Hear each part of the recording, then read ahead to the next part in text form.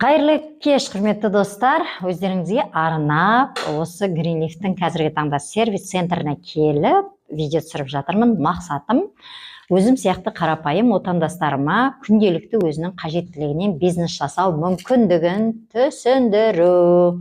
Кеше ғана осылай жаңағы тиктокта отырып, осы Қытаймен бизнес жасап жатырған, енді маған аға болады ғой, Нұрлан Албан деген кісіні тыңдадым, шыны керек.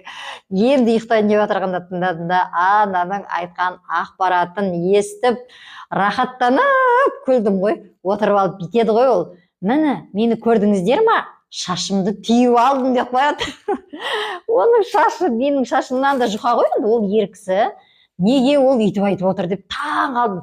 Сөйтсем ол өзінің зарын айтып жатыр да, осылайша. Мен не істедім дейді, анау комментарийға жаман сөздер жазса керек та, не істедім мен, айналайындар ау, бар не кінәм дейді.